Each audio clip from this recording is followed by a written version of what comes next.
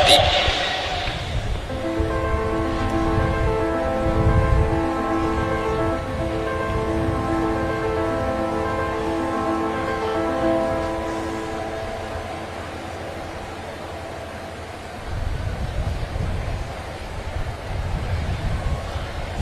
Good morning. Welcome to Rice. I'm David Alexander, the Director of the Space Institute here at Rice University. I'm so very honored to be here sharing, thank you. I'm so very honored to be here sharing this moment together with all of you. Today we remember the iconic speech that President John F. Kennedy gave here at Rice Stadium exactly 60 years ago. A speech that inspired a nation with the audacious vision to land a human on the moon for the first time. The legacy of those words live on to this day. They inspire and challenge a new generation of explorers, they're all sitting over there, to take up the mantle to return to the moon. And from there, cast our vision deeper into space and turn our dreams of humanity's destiny among the stars into reality. Thank you for sharing this celebration with us. Now, we have many special guests with us this morning, and we thank you all for being here. I would like to especially acknowledge those of you in the audience who attended that speech all those years ago. Please stand and be acknowledged wherever you are in the stadium.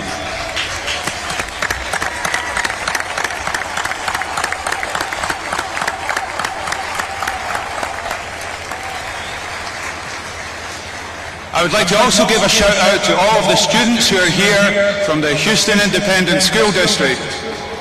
Let me hear you.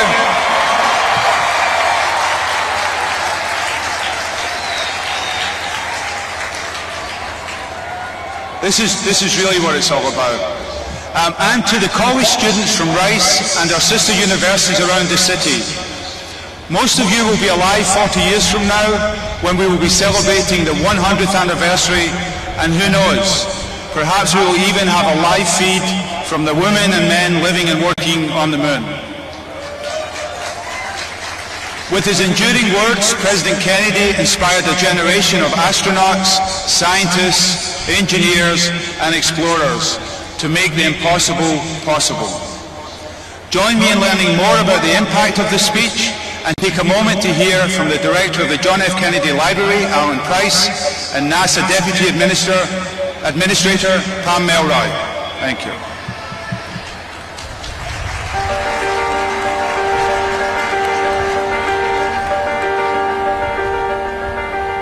Pam Melroy, welcome to the John F. Kennedy Presidential Library and Museum. It's great to have you here from NASA. Thank you, Alan. It's really an honor to meet you, and it's an honor and a thrill to be here. It's an absolutely beautiful museum. So let's talk about space and President Kennedy. The speech at Rice University, although it followed a message that he had sent to Congress, in so many ways captured the moment in a very specific way. His direction about sending a man to the moon, and he talked about doing other things as well, returning him safely by the end of the decade. It's iconic. The speech, I think, is remarkable, and I'm so glad that it continues to resonate and inspire today. I think that some people don't fully appreciate the ambiguity of the science at that time and how bold that statement was. And yet, this bold statement of we're going to do it and bring them back safely, an extraordinary statement. I think it was a statement of belief in the capability of America, yes, that we could solve those problems. And I think that has really stuck with me. One of the things that I see about NASA is once we have decided what it is, the thing that we want to do, everyone just goes and does it. And I think that speech kind of can do it, and then we're going to prove to you that we can. And I think that lingers today.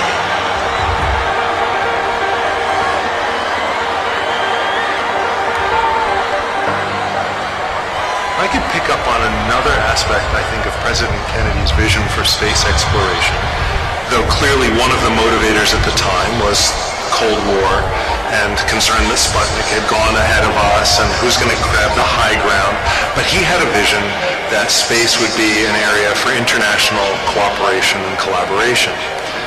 It is a beacon for peaceful cooperation, and we're seeing that on the International Space Station with our partners from all around the world. It is a place that we can continue to always have conversations with each other and work together towards a common goal, even when things are really tense here on Earth.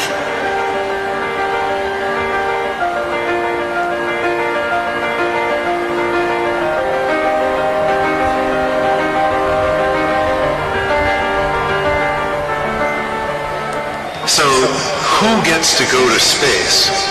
We have realized that what we're doing is so complicated, we really need, for our mission, a diversity of perspectives. And we have decided to weave that into the Artemis program. We've committed, and it will not be hard to do because we have many women and people of color in the office. We have committed on the first landing that there will be the first woman to set foot on the moon as a part of the Artemis program. And we also have committed throughout the Artemis campaign that the first person of color will also land on the moon. That is incredibly important to us. Super exciting. It's about time. It is about time. I couldn't agree more. Congratulations.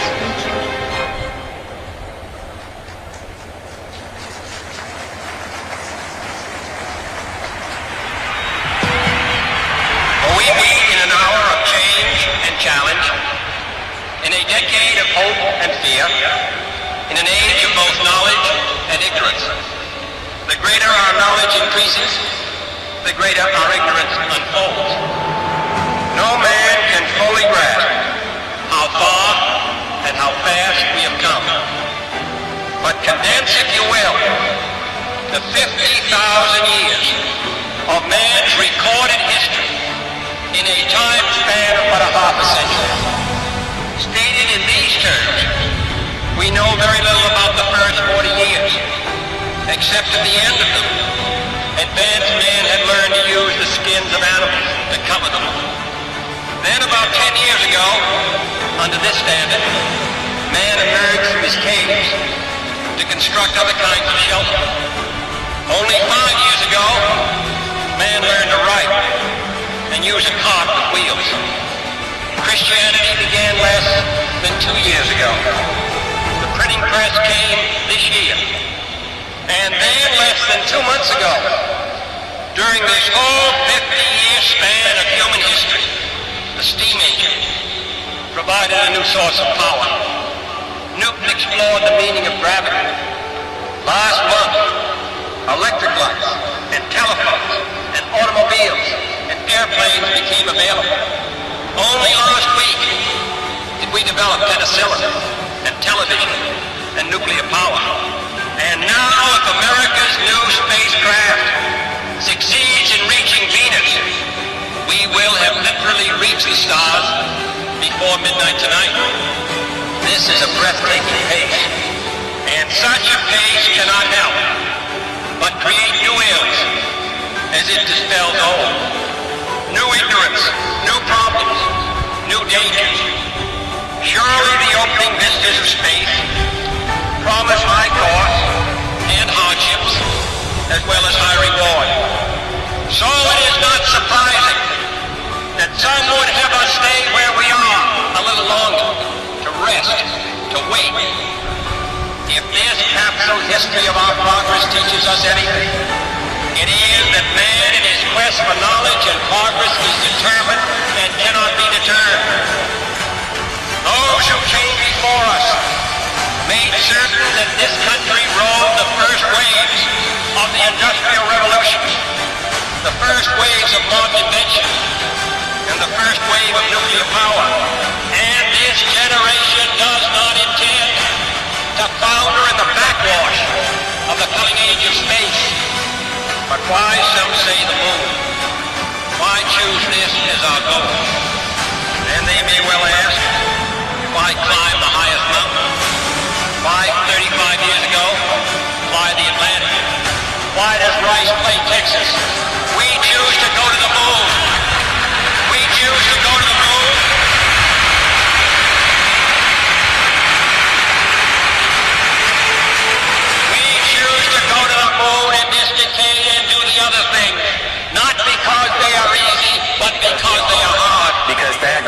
will serve to measure to the best of our energies and skills, because that challenge is one that we are willing to accept.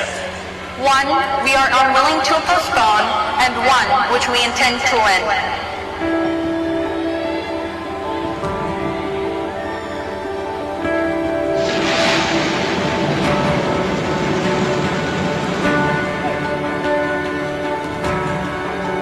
We do not intend to stay behind, and in this decade, we shall make up and move ahead. The growth of our science and education will be enriched by new knowledge of our universe and environment.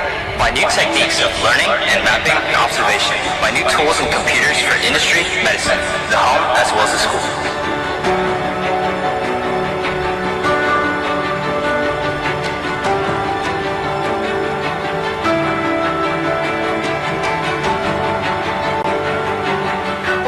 The first outpost on the old frontier of the West will now be the first outpost on a new frontier of science and space. This is, in some measure, an act of faith and vision, for we do not now know benefits await us. My fellow Americans, I give you the heroes of the future who will carry us back to the moon and beyond, the Artemis generation.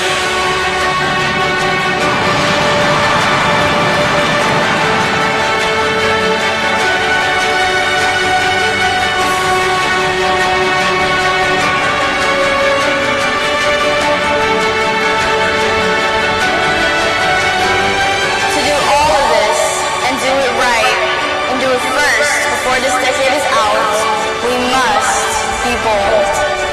And therefore, as we set sail, we ask God's blessing on the most hazardous, dangerous, and greatest invention on which man has ever embarked. Thank you.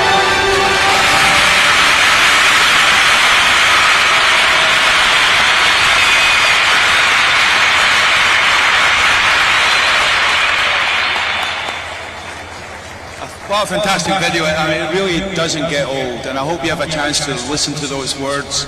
And I'm looking at you, Houston ISD.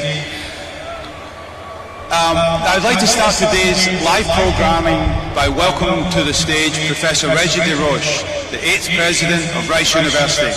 Reggie.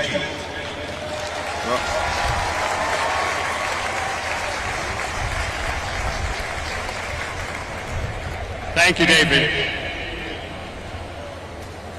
I still get chills when I see that video. Before I begin, I want to thank all of you for being here. And we know it's hot and humid, but we will all be very brief with our remarks. In the audience, we have astronauts, elected officials, Rice Board of Trustees, Rice faculty, staff, students, and alumni, and leadership from NASA and the Johnson Space Center. I want to extend a special welcome to the thousands of students here from the Houston Independent School District. Thank you for being here.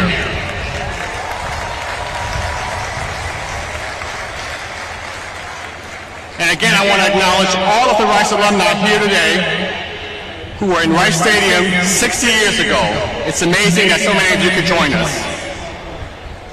We gather here in Rice Stadium to celebrate a challenge and to renew a commitment. Let us remember that throughout almost all of human history, people looked into the night sky and beheld the moon as a distant wonder, something eternally out of reach. Flying to the moon was a metaphor for the impossible. But here in this stadium, 60 years ago, President John F. Kennedy boldly proclaimed that his generation would choose to make what seemed impossible a reality. One of Rice's alumni, Bill Broyles, who sat in the stadium on that day, would later put it succinctly when he wrote the screenplay for the movie Apollo 13. It's not a miracle, we just decided to go.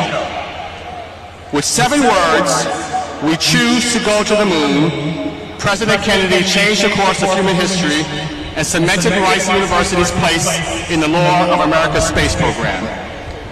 Kennedy had established the goal of landing astronauts on the moon more than a year earlier in a joint session of Congress.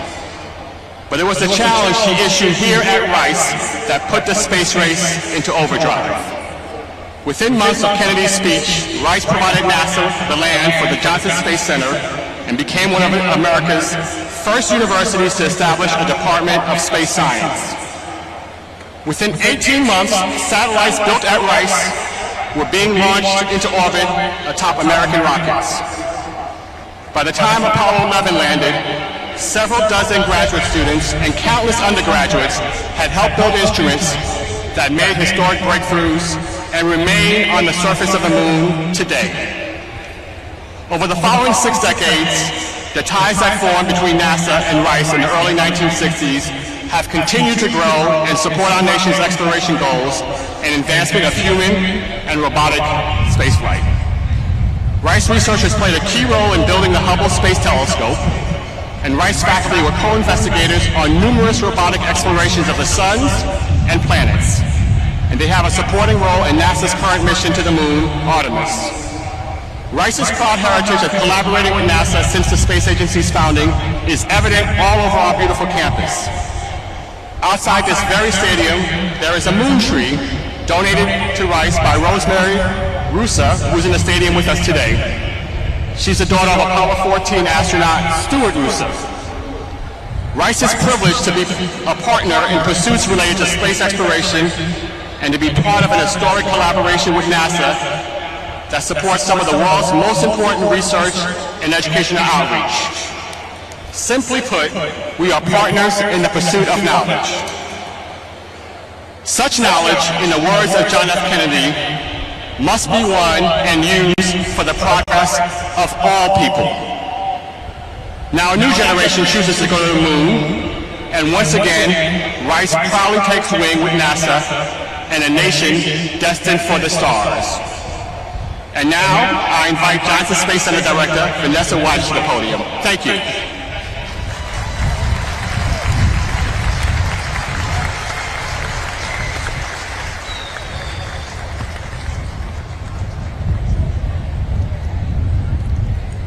Thank you, President DeRoche. Good morning, distinguished guests, elected officials, and the greater Houston community. I'd like to especially welcome the hundreds of students from the Houston Independent School District.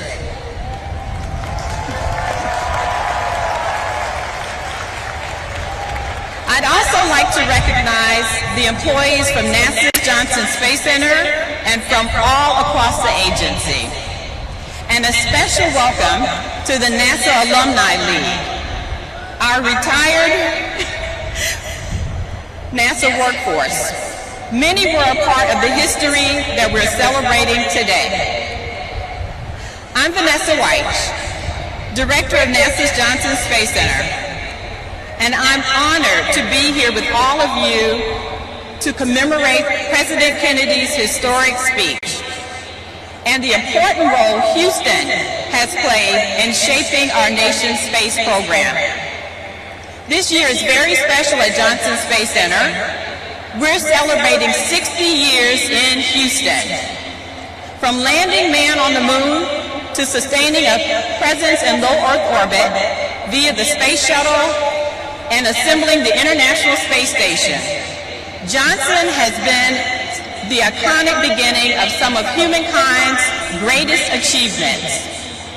When you dream big, you can achieve what seemed impossible. NASA proved this when it met President Kennedy's challenge to put Americans on the moon within a decade in the 1960s. The Apollo program captured the world's attention and demonstrated the power of America's vision and technology to ignite generations of great achievements, exploration, and scientific discovery. At Johnson, I'm privileged to lead more than 11,000 employees who work each day to dare, unite, and explore, and lead the world in human space exploration. As the home to America's Astronaut Corps, International Space Station, Orion, and Gateway programs, and a host of future space developments, our team plays a pivotal role in enhancing scientific and technological knowledge to benefit all of humankind.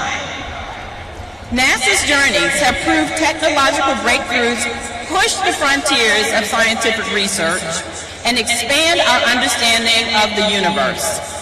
These accomplishments and those to come share a common genesis: education in science, technology, engineering, and math.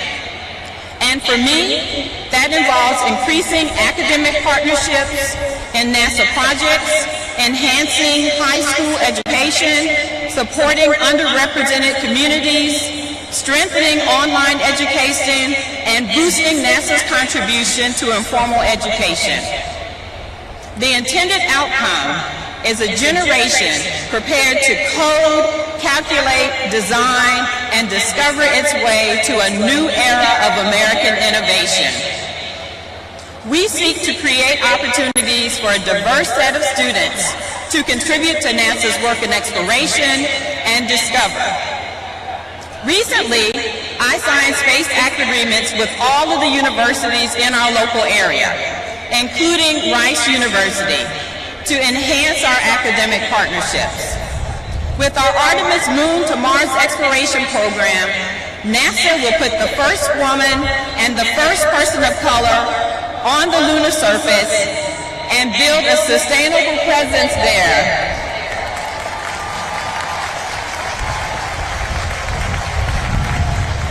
And in lunar orbit. Then we will use what we learn to take the next giant leap, sending astronauts to Mars. Our goal at Johnson Space Center for the next 60 years is to make Texas a global hub of human exploration, such that any country or entity that desires to work in low Earth orbit or around the moon, on the surface, further in the cosmos, can begin their next giant leap right here in Space City.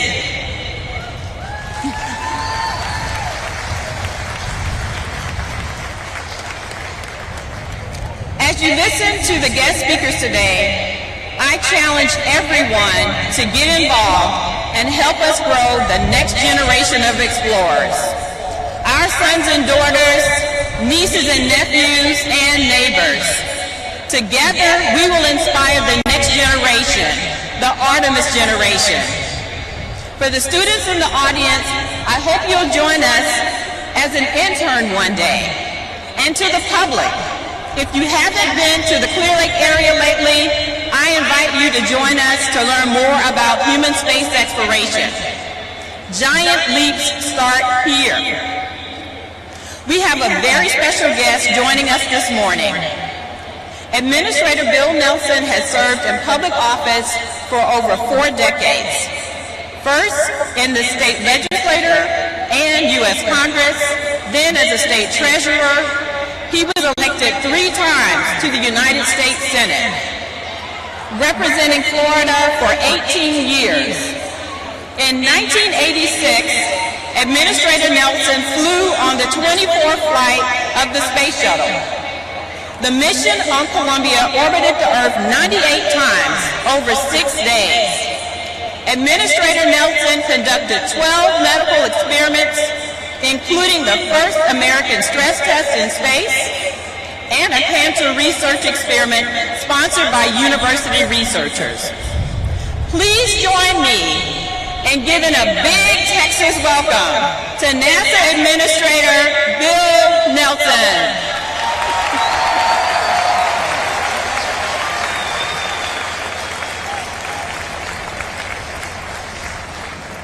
If it's any consolation to you students, it was as hot 60 years ago in this stadium with the president as it is today.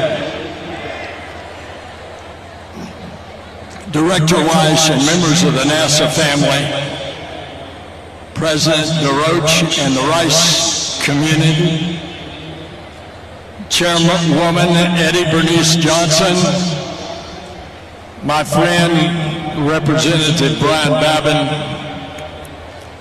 my very good friend, Sheila Jackson-Lee, my old friend, Al Green, my new friends, Sylvia Garcia and Lizzie Fletcher, and Mr. Mayor Turner.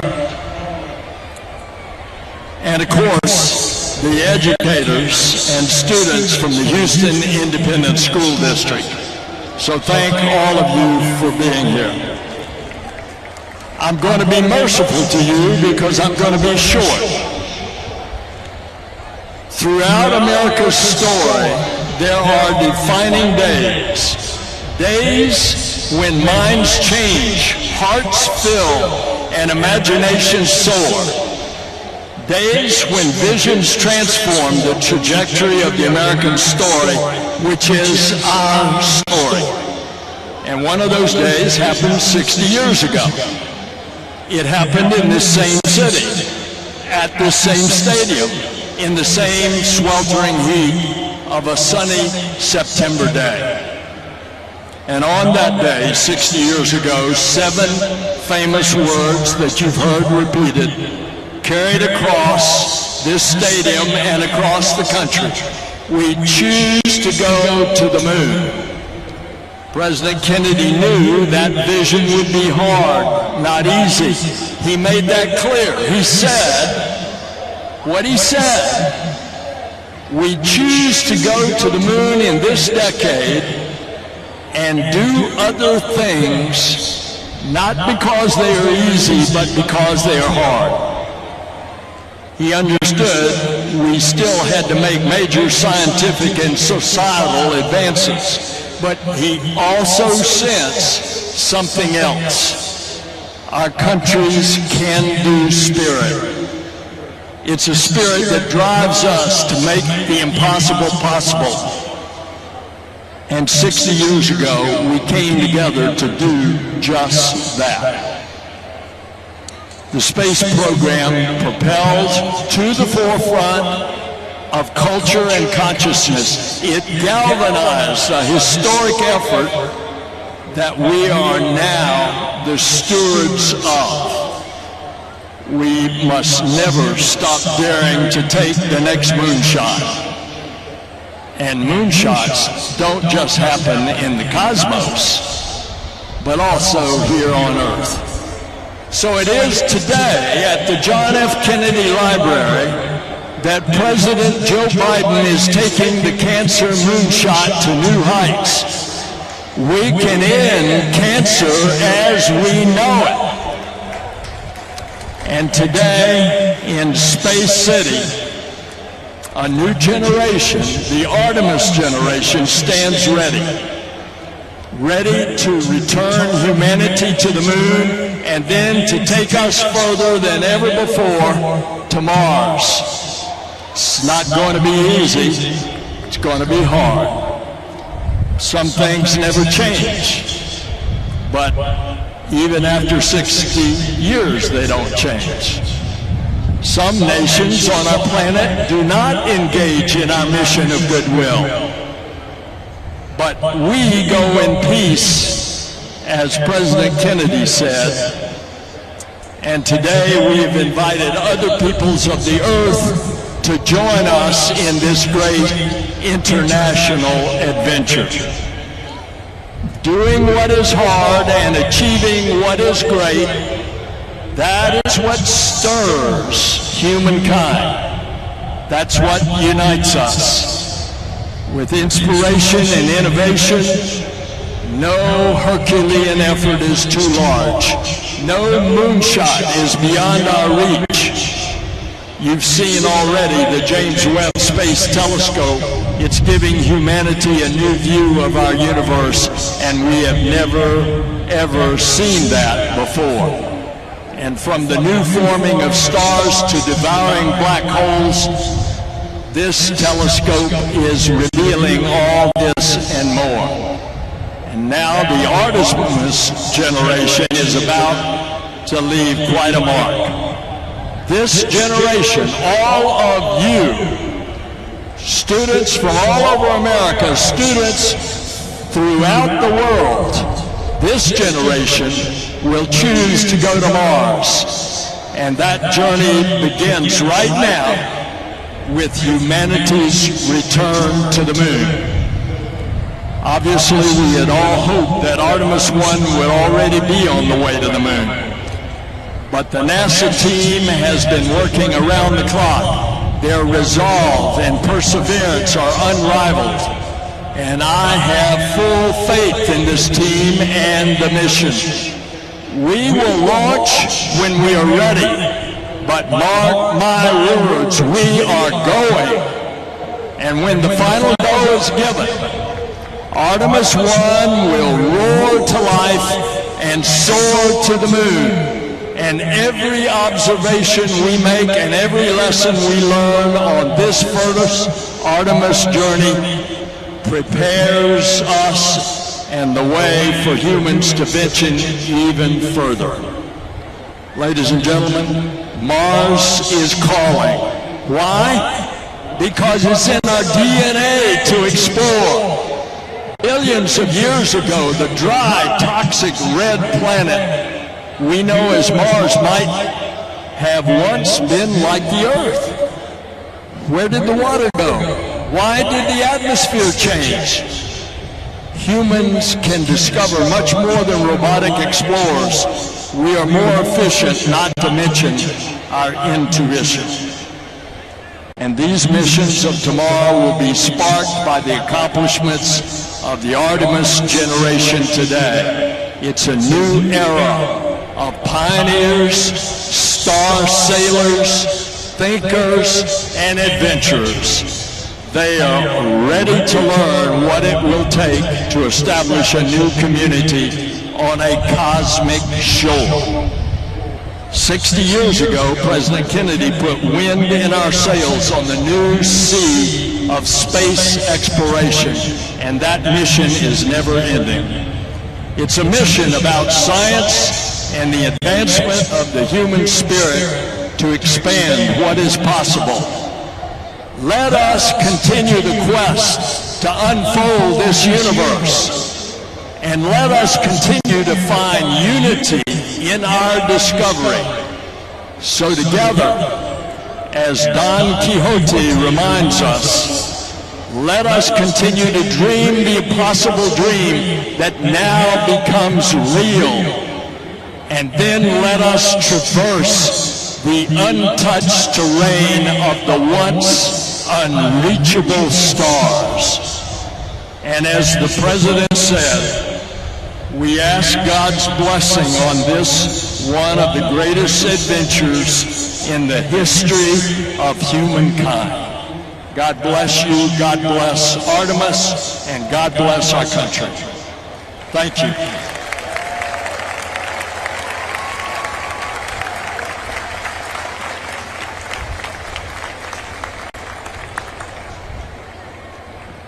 Thank you, Administrator Nelson.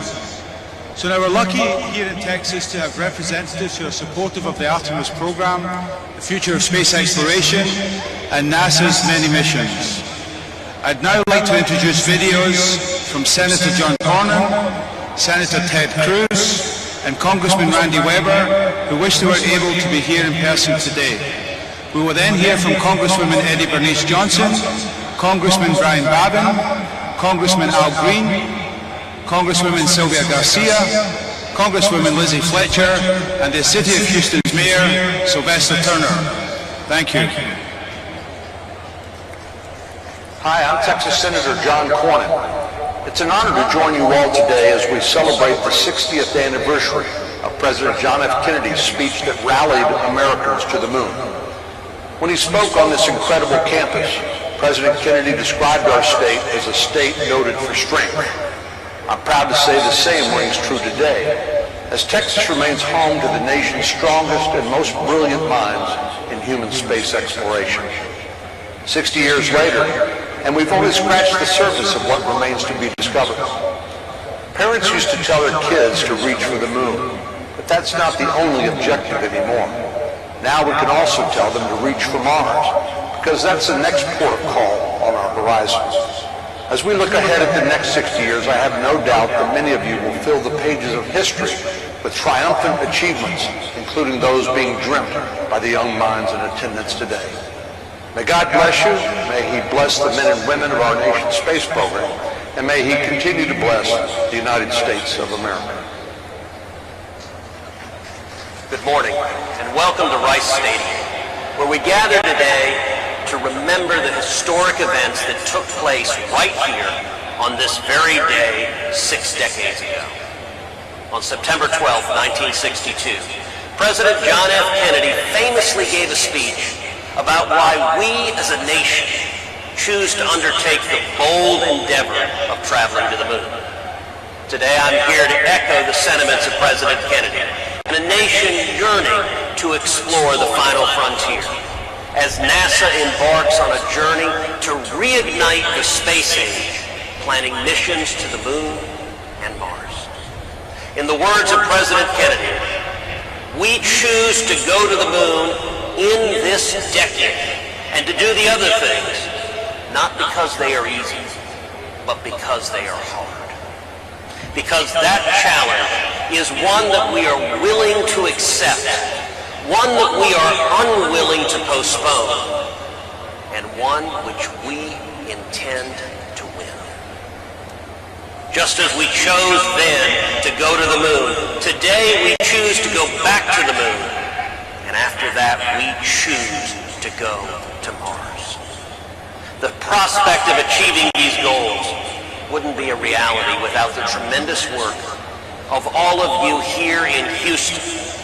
Houston and Texas has been the hub of human spaceflight for the past 60 years, and will continue to be for at least 60 to come with the help of the next generation of innovators, like the Rice Owls and the HISD students in attendance today. The contributions of hardworking Texans in the space industry and talented young Houstonians like yourselves are just a few of the many reasons I am so proud to serve the Lone Star State. May God continue to bless the United States, and may He bless all of you on the next greatest adventure on which man has ever embarked. Friends, as a member of the House Science, Space, and Technology Committee and a representative of many great NASA employees and contractors, it's an honor to join y'all virtually. You know, I still remember President JFK delivering his famous speech 60 years ago.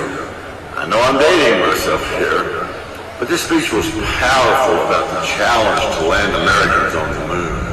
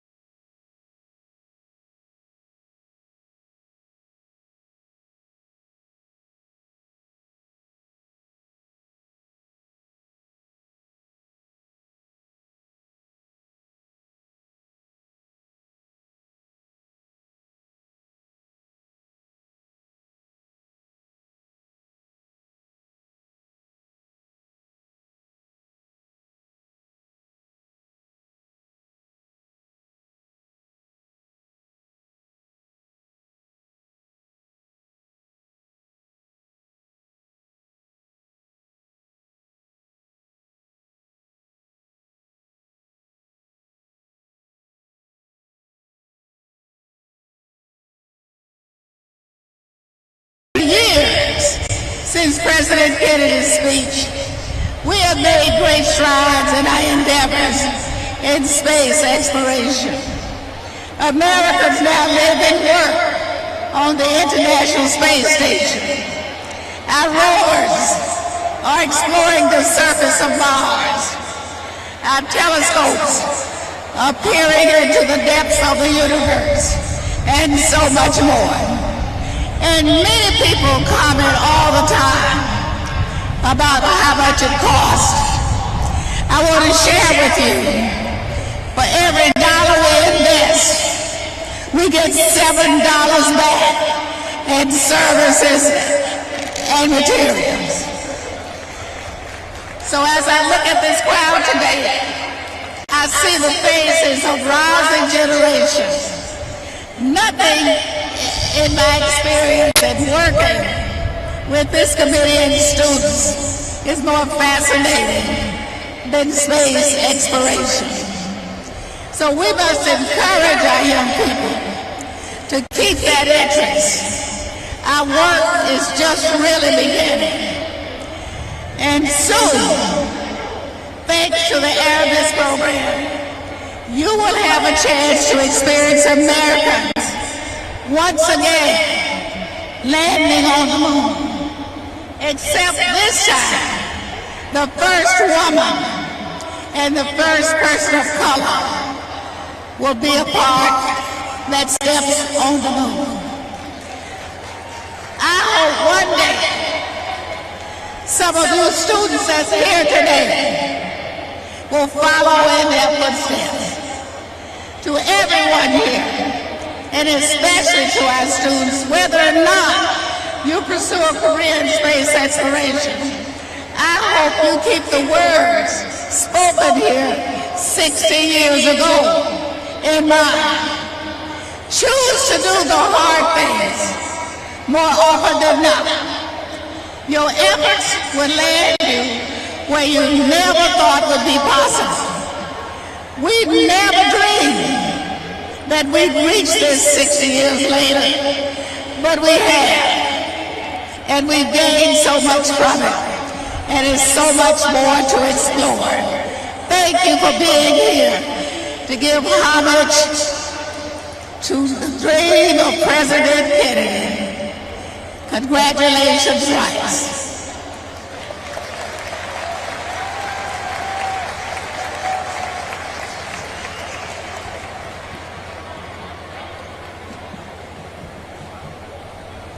Thank you. I'm Brian Babbitt. I represent the 36th District, and I have the great honor of representing Johnson Space Center.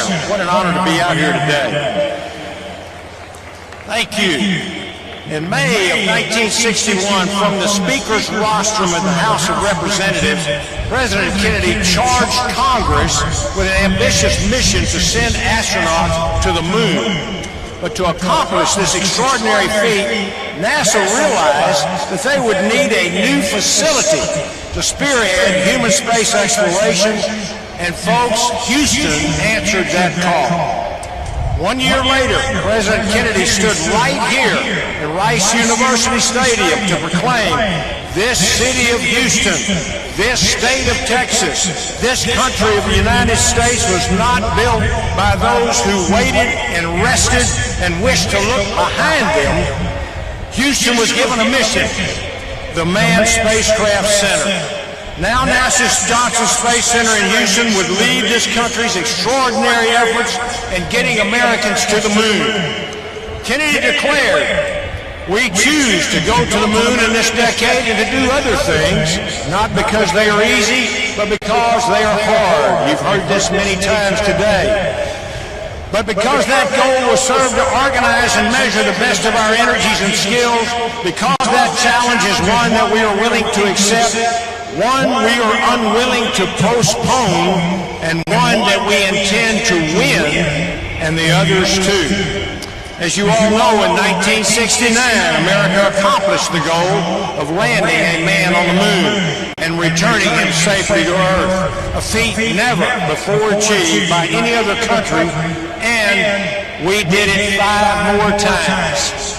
From successfully landing 12 pairs of boots on the moon, and operating the historic Mission Control Center to managing the Orion spacecraft program and the International Space Station, Johnson Space Center in Houston has contributed critically essential components of the space exploration mission. None of this would have been possible without the collaboration of entrepreneurs and academic minds right here in Houston and right here at Rice University. Partnerships that have built Houston into the global epicenter of space exploration. America is today, 60 years after Kennedy's remarkable proclamation, once again on the cusp of launching the most daring exploration program that humanity has ever seen by sending astronauts back to the moon in pursuit of going even further where no one has ever gone before. And as Kennedy said in his address to Congress in 1961, now it is time to take longer strides, time for a great new American enterprise, time for this nation to take a clearly leading role in space achievement, which in many ways may hold the key to our future right here on Earth. I'm very, very proud of the work that's being done here, and I look forward to Houston continuing to take this great nation in the world to new, longer strides in human space exploration, to the moon, to Mars, and even beyond. I would like to echo some more words that President Kennedy used to close his speech 60 years ago. He asked, I ask for God's blessing on the most hazardous, the most dangerous, and the greatest adventure on which man has ever embarked. The mission continues. Thank you, Houston. And now I'd like to introduce my good friend Al Green, who represents Texas' 9th Congressional District. Thank you very much.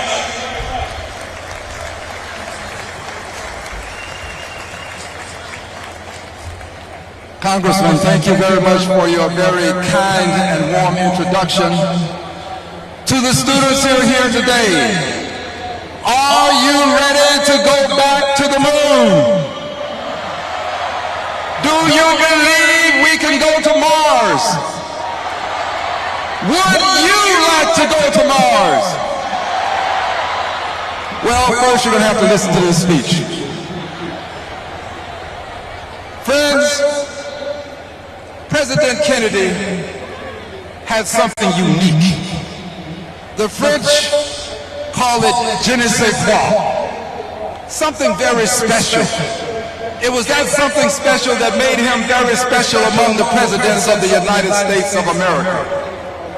And when he gave his speech right here at Rice University, he explained to us and engendered within us a can-do, we can do it, and it must be done attitude that permeated the zeitgeist of his time. In his inaugural address, he indicated, let us go forth to lead the land we love, asking his blessings and help, but knowing that here on earth, God's work must truly be our own. He was a believer in getting it done by putting our hands on whatever issue was to be done and making sure that we were successful because we are Americans. We do things, we get them done, and we will be the first to do them because we were the first to go to the moon.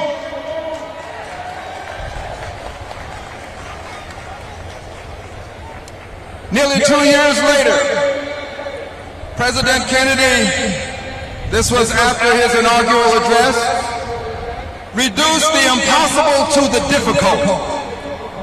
And the difficult he reduced to a matter of choice when he proclaimed that we choose to go to the moon in this decade and do the other things not because they are easy, but because they are hard. But what he said about going to the moon was something that young people across the length and breadth of this country took to heart.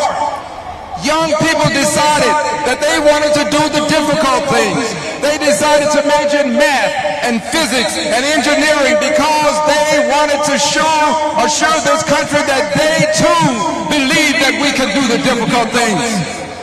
These young people did these things because they were hard. And his response, President Kennedy's response to the naysayers and doubting Thomases, was captured when he extolled, by way of exemplar, this city of Houston, Texas, this state, this country of the United States was not built by those who waited and rested and wished to look behind them. Further, he indicated the exploration of space will go ahead whether we join in it or not. No nation which expects to be the leader of other nations can expect to stay behind in the race for space. President Kennedy, the great president, the president who led us into space, led this nation to believe that although the magnificent insular, this island that we know as Earth, is our genesis, our preeminent destiny is the stars. Are you ready to go to the stars? Let's do it. It is our preeminent destiny. God bless you. It is now my preeminent privilege and my superlative pleasure to introduce the Honorable Congresswoman Sylvia Garcia. Give her a big hand, please.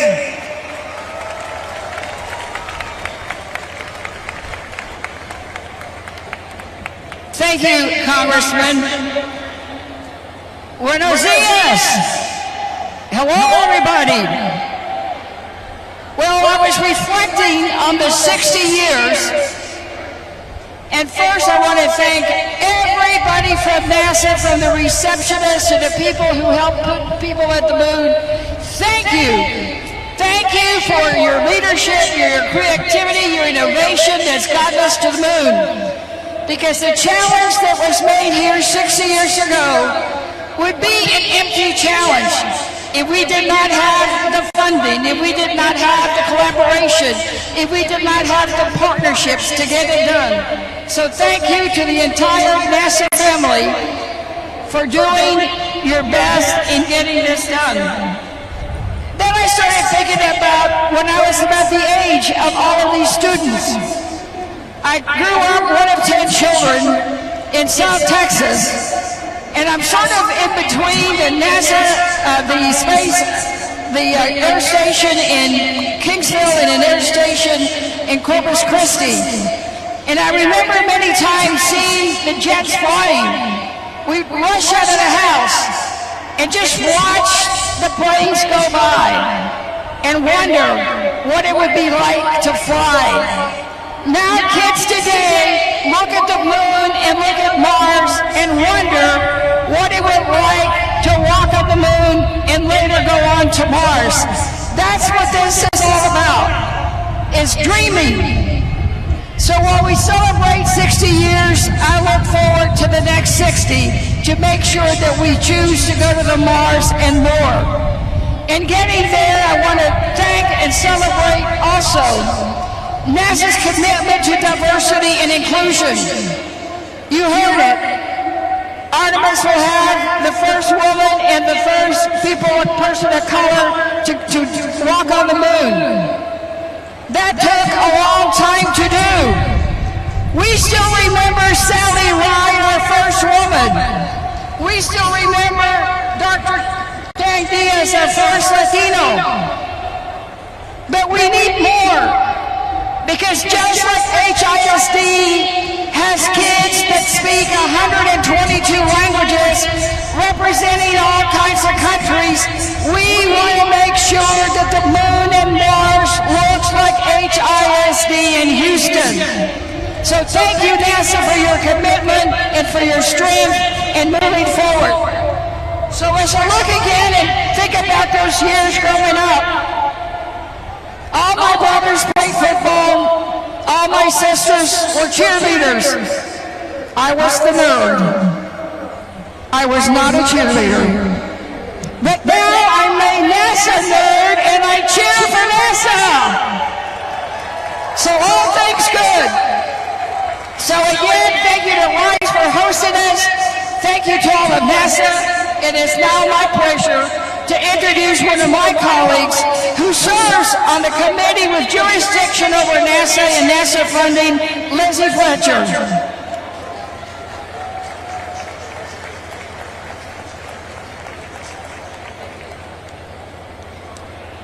Thank you so much, Congresswoman Garcia.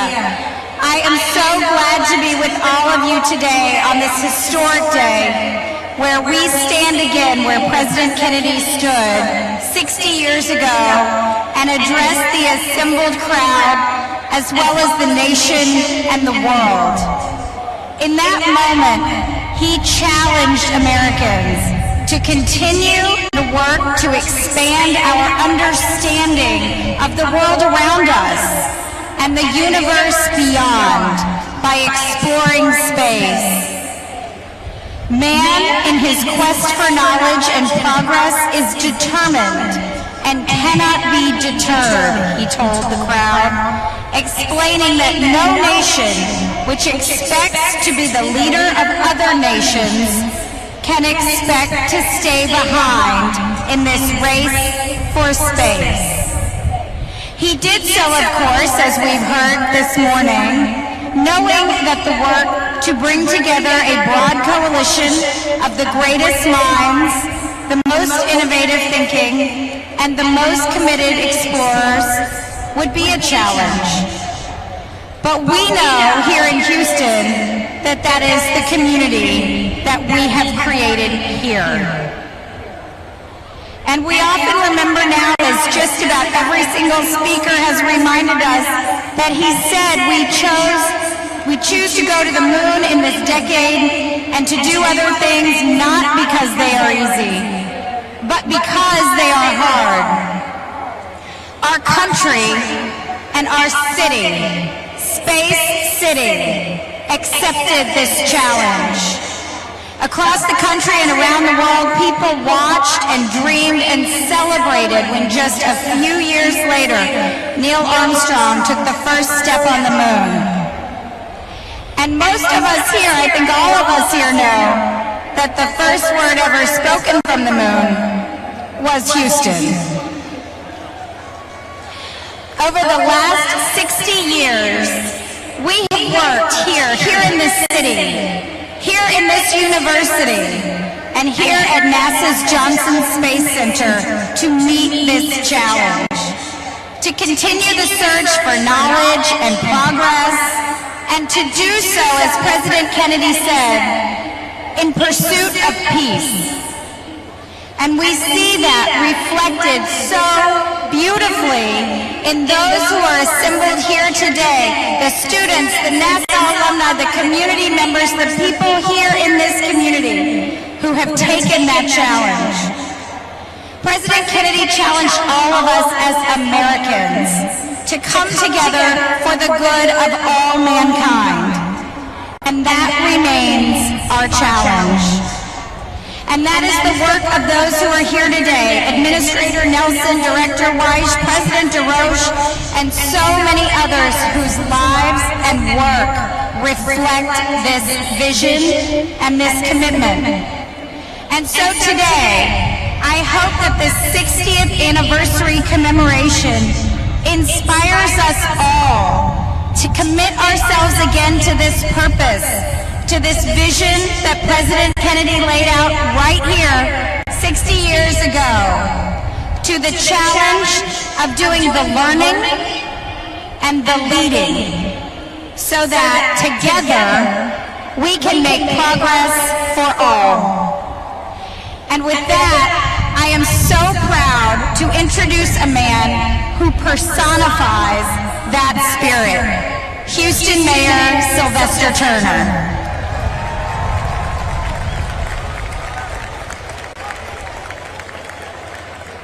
Thank you so very, very much. If you will, let me adopt everything that has already been said. Let me thank you all for being a fantastic audience. 60 years ago, President Roach, it was hot and steamy. Administrator White, it was not easy. People were sweating. It was hot. But the very fact that you all have been here and listened to one person after another, it signifies it has not been easy, but you have chosen to be a part of this audience. And that's what Houston is all about. We endure the heat, we endure the steam, we fan, we sweat, but in the end, we make it happen. So to my council members, Councilmember Cameron, Councilmember Robinson, to NASA, to the Johnson Space Center, to Rice University, the professors and the staff, now let's move forward. This is a different city than 60 years ago. We are more diverse, we are even smarter, we are more prepared, and we are ready to make it happen. Now let's go back to the moon, let's go to the Mars, and I'll see you down the road. Let's enjoy it.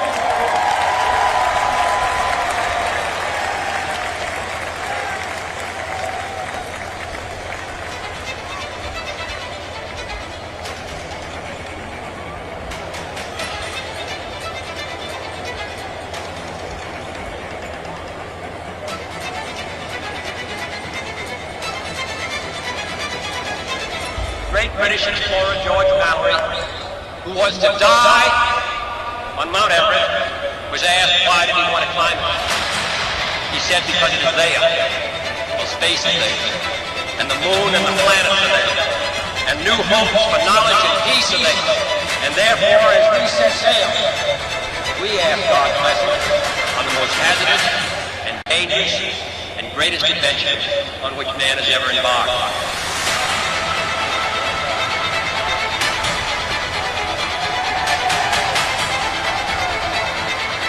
We set sail on this new scene because there is new knowledge to be gained and new rights to be won, and they must be won and used for the progress of all people.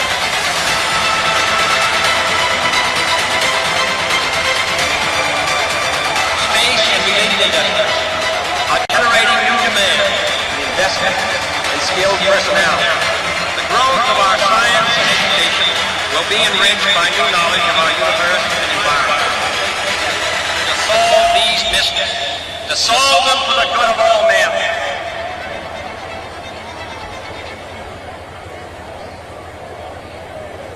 Hello again. So for nearly 22 years, humans have lived and worked in space in a continuous unbroken streak to test new technologies, conduct scientific research, and learn what it takes to explore deep space, at the moon, and eventually Mars. At this very moment, this work is ongoing aboard the International Space Station.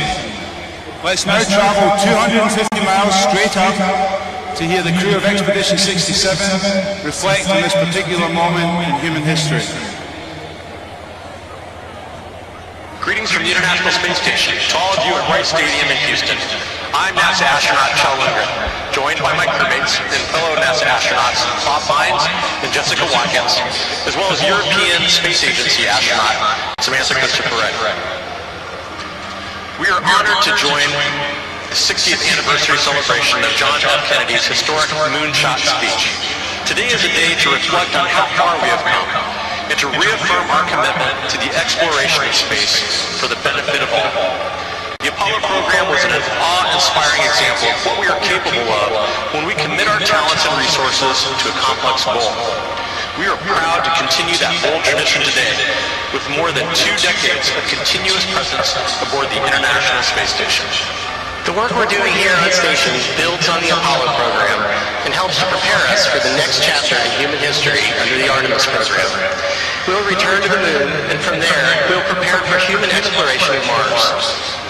As a test bed for deep space exploration, the station is helping us learn how to keep astronauts healthy during long-duration space travel and demonstrating technologies for human and robotic exploration beyond low Earth orbit.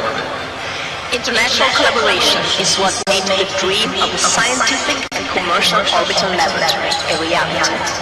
The remarkable achievements of the International Space Station are made possible by the diversity of talents and experience international partners bring to the project. With Artemis, NASA and its international partners will build on the decades of collaboration to press forward to the next frontier and land the first woman and the first person of color on the surface of the moon.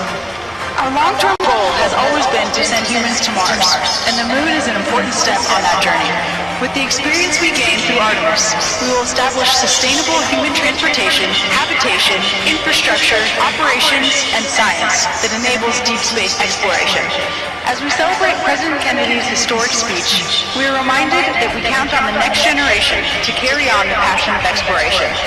We need you, the next generation of scientists, engineers, explorers, and other STEM professionals to join us in the excitement and make this dream possible. The Apollo generation laid the foundation of exploration. The Artemis program will now carry us to the moon, Mars, and beyond.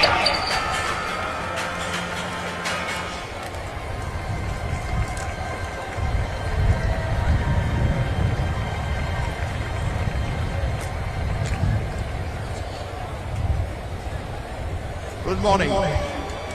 At the time of President Kennedy's speech, I was a cadet at the French Air Force Academy. Like many other young people on the planet, I understood that a new era of space exploration had begun. I understood that fantastic doors were quickly opening over our heads, and I realized that our dreams would impose efforts and sacrifice, and occasionally losses. One phrase in President Kennedy's speech remained in my mind and held some time. If this capsule history of our progress teaches us anything, it is that man in his quest for knowledge and progress is determined and cannot be deterred. Thanks to President Bush to space exploration, each of us in the job got his or her inspirational lessons. I was not alive when President Kennedy made his speech here in this stadium, but I was a 4-year-old living in Houston when we first walked on the moon. I remember being in my backyard with my parents and my older sister looking up at the moon that was rising over the roof of our house. I remember my parents saying something to the effect of, "We have people there." It was then that I decided I wanted to be an astronaut. The part of President Kennedy's speech that always resonated with me is that iconic line about doing things because they're hard. But then it's the next phrase.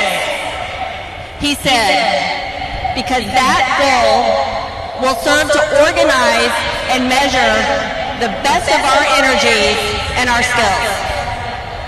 It was certainly true then, and is still true now. Big, difficult challenges demand the best of our energies and our skills, and our humanity. The future of humanity through space exploration depends on the strong acceptance of ethical values that should already drive our civilization.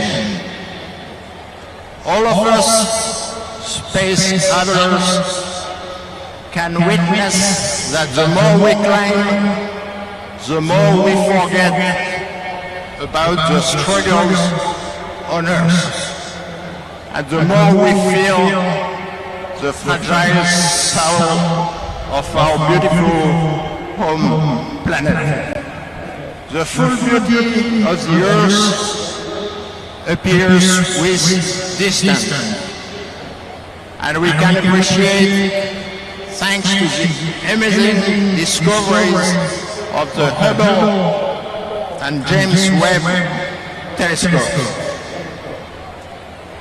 Jean-Luc, you are right about the beauty of the Earth. Looking down from the space station, one has a unique vantage point to take in the wonders of our planet. The continents, the oceans, the clouds. You can see that we are all one together on our precious and yes, our fragile Earth.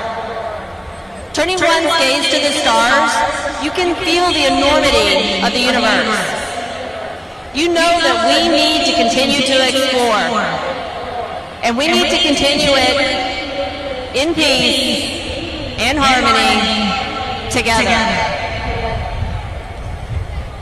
Let's us all preserve the beauty of our planet and get ready to pursue on the same ship the fantastic odyssey of space exploration.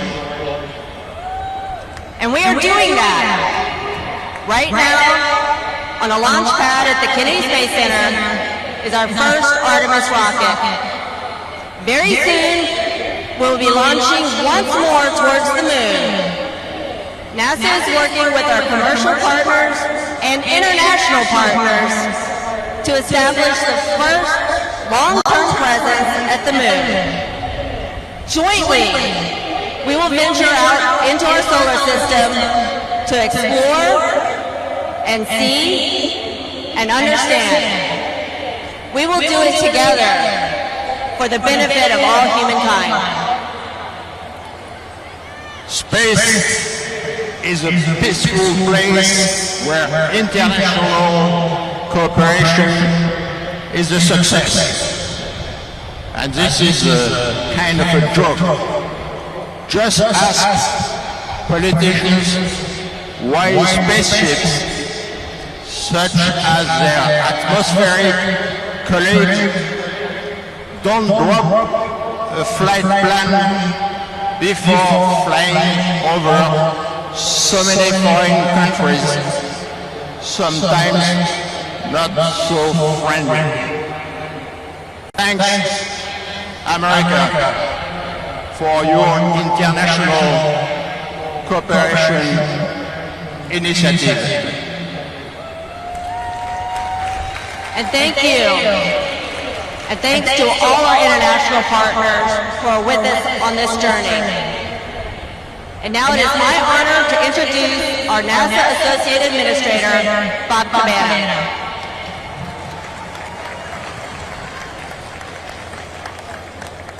Thank you, Shannon.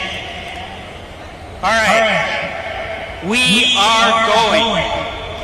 Now, as JFK declared 60 years ago, we are choosing to go. And we're going together. We're going because of our unified goal and the strength that comes from our diversity. The impact of Apollo and the achievement of bold exploration goals has rippled out in ways that would be impossible to precisely measure. We not only went to the moon, but we are now looking at stars form in the earliest parts of our universe. We're flying helicopters on Mars.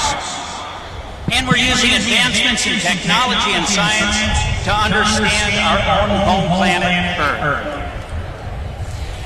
NASA has also changed. We've moved forward. We're more inclusive. We're more diverse. We have a whole generation, a few thousand of those are here with us today, and they were really smart. They moved up under the shade. Anyway, they're with us today, including our next and final speaker, the talented and accomplished Houston Youth Poet Laureate, Avian Hogans. Now, anyone that is 21 years old or younger, for their entire life, people have been living and working aboard the International Space Station. For them, humanity as a spacefaring species is just a part of what we do. I had the extreme good fortune to fly 4 space shuttle missions as a NASA astronaut. And I often get asked, which one was my favorite? And it's easy. It was my last one. The first assembly mission of the International Space Station. And one of my crewmates, Rice alum Dr. Jim Newman, is here in the audience today. Since November 2nd of 2000, humans have been continually living and working in space. That's significant. It impacts the way we see the world. It's why I always encourage people to get out, look up, watch it fly overhead.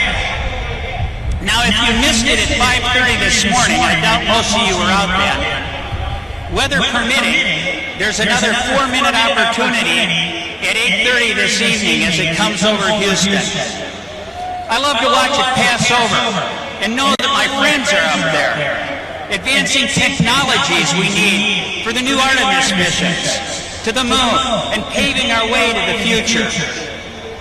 Today's students, those here with us today, and in classrooms throughout the country and around the world, have not seen us send people to the moon yet.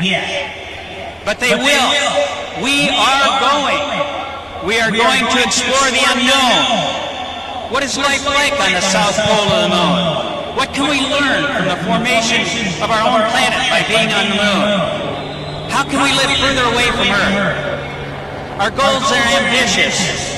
It's not easy, but we can accomplish hard things. We dare mighty things. We are so close to launching the first Artemis mission with our Mega Moon rocket, the Space Launch System, and the Orion crew capsule with 4 astronauts. We're going to put those spacecraft through a rigorous mission without crew in the extreme environment of deep space to prove we're ready to fly crew on the Artemis II mission. On this first Artemis mission, Orion will fly further from Earth than any spacecraft built for humans has ever flown, and stay in space longer without docking to a space station than any ship has ever done before.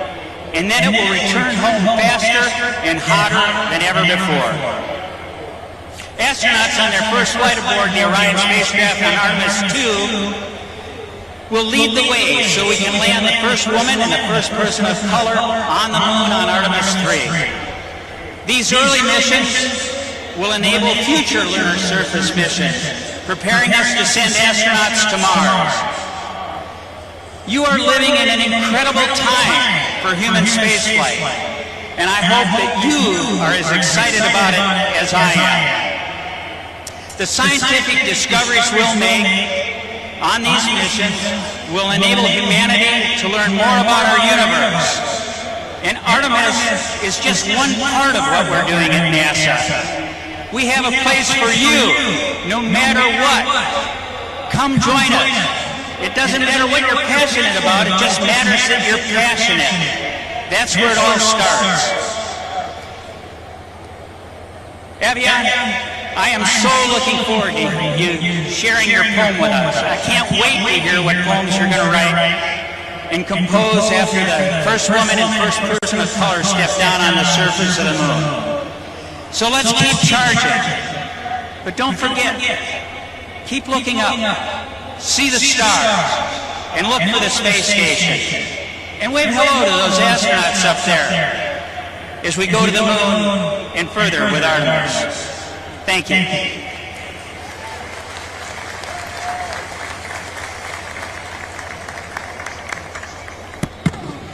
Well, thank you. I want to thank all of our speakers today. The message is loud and clear. We are going to the moon. So let us continue to encourage our present and future generation of explorers. We know that your curiosity and passion will help us to achieve the next step in space exploration, giving life and continuing the legacy of President Kennedy's work. I know of no better way to close this program than from a member of this, the Artemis generation. It gives me great pleasure to introduce Avalon Hogan, Houston's Youth Poet Laureate, and our proud Rice University freshman, who will give a special rendition of her poem, The Skyline of Mine. Avalon.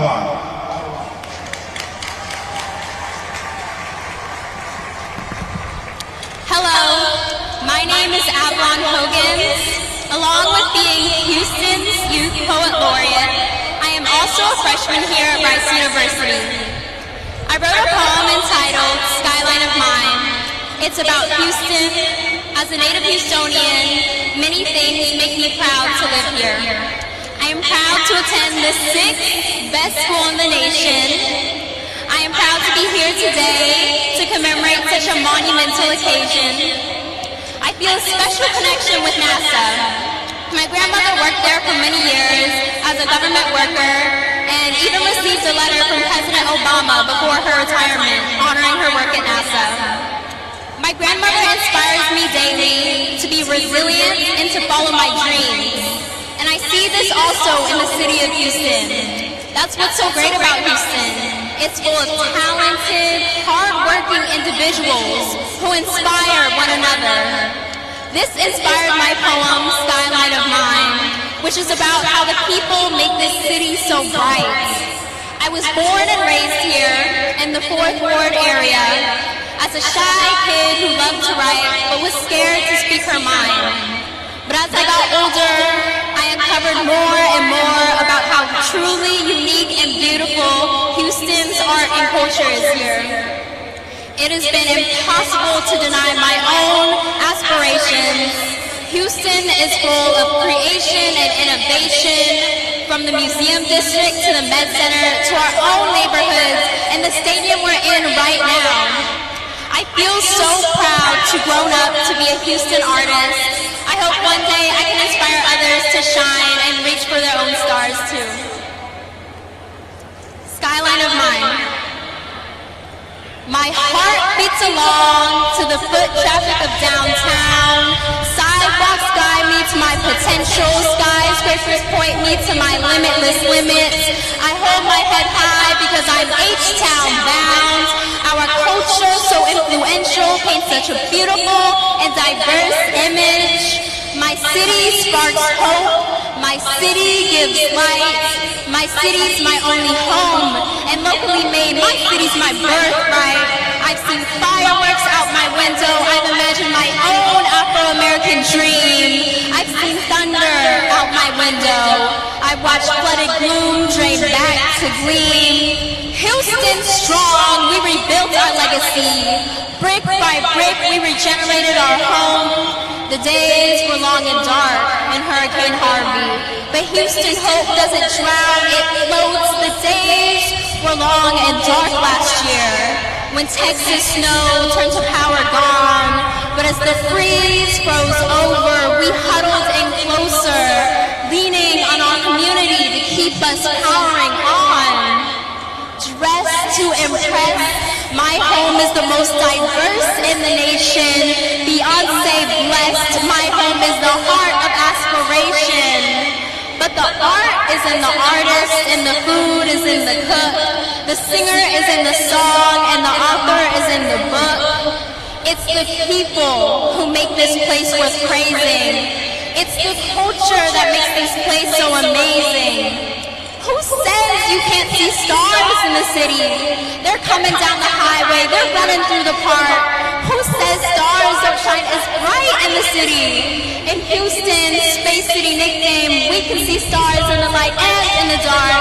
Houston, we have a problem, and our Houstonians can solve it. Home to the wisest and kindest you'll ever meet. Shout out to the first-gen students at Rice University. Growing up and living in Houston has taught me so much about having pride, and I'm so proud to live under this skyline of mine. Thank you.